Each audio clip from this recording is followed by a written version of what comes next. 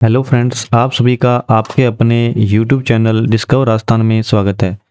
जैसा कि आप सभी को पता है कि हमारी इसमें क्लास चल रही है साइंस की, और साइंस की क्लास में आज का आपका लेक्चर है लीवर। तो आज हम किसके बारे में पढ़ेंगे? लीवर के बारे में अध्ययन करेंगे। तो देखो, लीवर है जो, उसको अन्य नामों से भी पुकारा जाता है। लीवर को जिगर भी बोला जाता है और यकृत भी बोला जाता है। और साइंस की टर्म में लीवर का नाम क्या है? लीवर को साइंस की टर्म में क्या बोलते हैं? हिपेट बोलते हैं, है ना। साइंस में लीवर को क्या बोलते हैं? हिपेट। अब ये हिपेट है ना, इसको आपने पकड़ लेना है। हिपेट को आपने याद रखना है कि हिपेट किसको बोला जाता है? लीवर को। हिपेट किसको बोला जाता है? यकृत को या फिर लीवर को। अब मैंने आपको लॉजी का मतलब तो कितनी बार बता दिया। लॉजी का मतलब होता है अध्ययन करना, ठीक है। अब हिपेटोलॉजी किसको बोलेंगे? हिपेटोलॉजी बोलेंगे लीवर का अध्ययन। तो हिपेट यानी कि लीवर, तो हिपेटोलॉजी क्या हो जाएगा? लीवर का अध्ययन। तो एक और याद रखना है, इससे मिलता जुलता है हीमेटोलॉजी, HEMATOLOGY। हीमेट किसके लिए यूज किया जाता है? ये किया जाता है आपका रक्त के लिए। किसके लिए? रक्त के लिए। तो रक्त का अध्ययन क्या कहलाएगा? हीमेटोलॉजी। उसके बाद देखो हेपेटाइटिस। हेपेटाइटिस देखो, इसमें भी क्या आता है? हिपेट आता है ना। हिपेट आता है तो हिपेट से क्या होगा? लीवर का ये होगा कुछ ना कुछ। तो हेपेटाइटिस क्या होता है? टाइटिस का आइटिस, जिसके अंत में ये लग जाता है ना, ITIS, तो ये लग जाता है। इसका मतलब होता है सूजन। क्या होता है? सूजन। तो जो लीवर का खराब होना क्या कहलाएगा? आपका हेपेटाइटिस। और देखो, उसके बाद मैंने आपको बताया था लॉजिस्ट। किसी के अंत में लॉजिस्ट लगता है, LOGIST, लॉजिस्ट लग जाता है तो वो उसका क्या होता है? उसका डॉक्टर हो जाता है ना। डॉक्टर यानी कि विशेषज्ञ हो जाता है। तो हिपेटोलॉजिस्ट क्या हो जाएगा? लीवर का डॉक्टर। लिख लो, लीवर का स्पेशलिस्ट लिख लो या फिर डॉक्टर लिख लो। स्पेशलिस्ट लिख लो, SPECILIST, ठीक है। लीवर का स्पेशलिस्ट क्या होगा? हिपेटोलॉजिस्ट। देखो, हिपेट, आपको हिपेट टर्म है वो याद होना चाहिए कि हिपेट किसके लिए यूज किया जाता है? लीवर के लिए। लीवर को क्या बोला जाता है? जिगर भी बोला जाता है और यकृत भी बोला जाता है। हिपेट से क्या बना आपका? हिपेटोलॉजी। हिपेटोलॉजी का मतलब क्या है? लीवर का अध्ययन। हेपेटाइटिस का मतलब क्या है? जो लीवर का जो खराब होना है उसको अपने क्या बोलते हैं? हेपेटाइटिस। फिर उसके बाद आपका आ गया हिपेटोलॉजिस्ट। हिपेटोलॉजिस्ट किसको बोलते हैं? हिपेटोलॉजिस्ट बोलते हैं लीवर का जो स्पेशलिस्ट होता है उसको क्या बोला जाता है? हिपेटोलॉजिस्ट। अब देखो, हिपेट से हिपेट, हिपेट से क्या बना? हिपेरिन। हिपेरिन का क्या काम होता है? हिपेरिन का काम होता है रक्त का थक्का जमाने से रोकना। तो ये क्या करता है? हिपेरिन है जो ये रक्त का थक्का जमाने से रोकता है। और हिपेरिन बनता कहाँ पे है? इसका निर्माण कहाँ होता है? हिपेट। हिपेट का मतलब क्या होता है? लीवर। तो लीवर में होता है इसका निर्माण। तो इसका निर्माण कहाँ होता है? लीवर में। हेपेरिन क्या करता है? रक्त का थक्का जमाने से रोकता है। और मैंने आपको एक चीज़ और बताई थी, जो विटामिन पढ़ा था। विटामिन में रक्त का थक्का बनाने के लिए कौन सा विटामिन सहायक है? तो विटामिन के है, वो किसके लिए सहायक है? रक्त का थक्का बनाने में। तो विटामिन के का रासायनिक नाम क्या है? फिलोक्विनोन। अब देखो, यहाँ से अपने रक्त के थक्का जमाने की बात आ गई तो हमें क्या हो गया?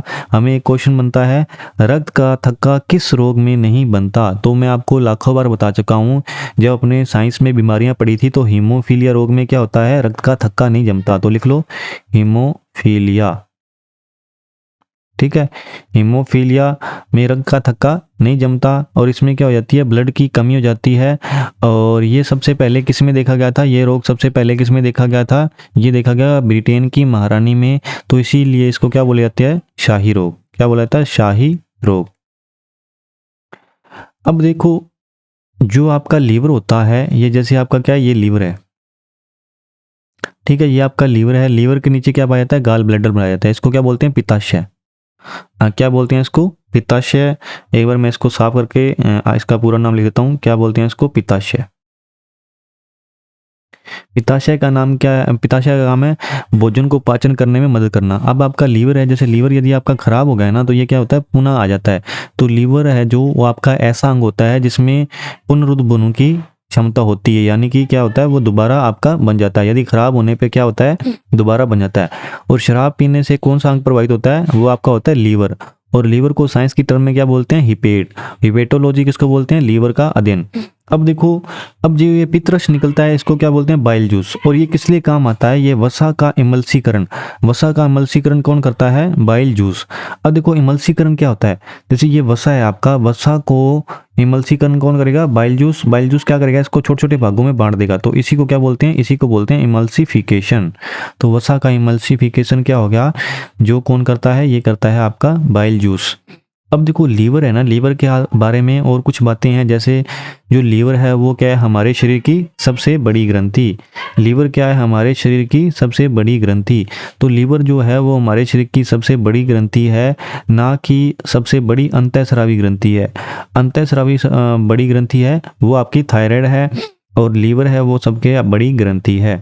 और जो लीवर का है भार वो कितना होता है, मेल में तो लीवर का भार होता है 1.4 से 1.8, और फीमेल में कितना होता है 1.2 से 1.5। अब देखो जो लीवर है, हिपेट आपका किसकी टर्म है, लीवर की टर्म है। और ये कैसा है, एक्सोक्राइन ग्लैंड यानी कि बाह्य स्रावी ग्रंथि है। जो आपका यकृत है ये कैसी है, बाह्य स्रावी ग्रंथि। एक्सोक्राइन का मतलब क्या होता है, बाह्य स्रावी, तो ये क्या है आपकी बाह्य स्रावी। ठीक है, कैसी ग्रंथि है, बाह्यस्रावी। और मैंने आपको बताया कि लीवर लीवर है वो किस लिए काम आता है, लीवर है उसका निर्माण दोबारा हो जाता है। तो इसीलिए मैंने ये भी बोला था कि लीवर है जो वो, उसमें कैसी क्षमता होती है, पुनरुद्भवन की क्षमता होती है। कैसी क्षमता होती है, पुनरुद्भवन की क्षमता होती है। तो देखो एक बार इसको ऊपर ले जाता हूँ मैं, ये रहा।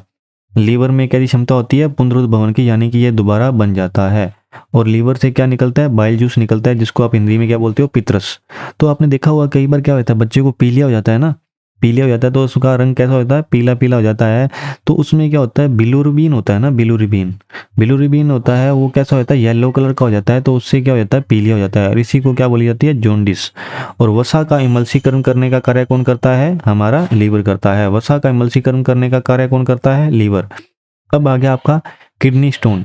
अब देखो लीवर के अंदर जो पित्ताशय पाया जाता है, जैसे मान लो कि ये आपका लीवर है, लीवर को क्या बोलते हैं साइंस की टर्म में, हिपेट। ठीक है, हिपेटोलॉजी यानी कि लीवर का अध्ययन, हिपेटोलॉजी यानी कि लीवर का अध्ययन। अब इसके नीचे ये जो पाया जाता है इसको क्या बोलते हैं, पित्ताशय यानी कि गाल ब्लैडर। क्या बोलते हैं, GALL, गाल ब्लैडर। अब ये आपने देखा होगा कई बार क्या होता है कि ये आपका छोटा सा भाग होता है, इसके अंदर क्या पाया जाता है, स्टोन पाया जाता है। तो आपका क्या होता है, गाल ब्लैडर को ही निकाल लिया जाता है। और गाल ब्लैडर का काम क्या होता है, गाल ब्लैडर का काम होता है पित्तरस छोड़ना। और पित्तरस किस में भाग आता है, किस में भाग लेता है, भोजन को पचाने में भाग लेता है।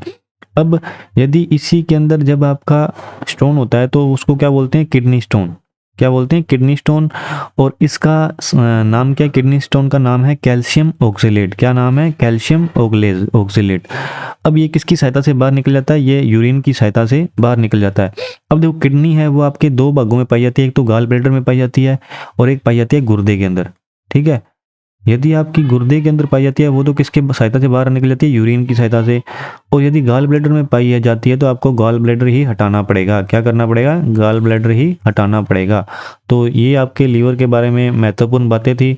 उसके बाद में देख लो, आपको ये भी बताया था डिटॉक्सिफिकेशन। ये मैंने आपको पहले भी बताया था कि लीवर है जो, जैसे किसी व्यक्ति ने क्या की, जहर खा ली, किसी व्यक्ति ने जहर खा ली, तो डॉक्टर क्या करते हैं, यदि हमें पता करना है कि उसकी मौत किससे हुई है तो उसका लीवर है उसको बाहर निकाल के रख लेते हैं। क्या कर लेते हैं, लीवर को बाहर निकाल करके उसकी जांच करते हैं।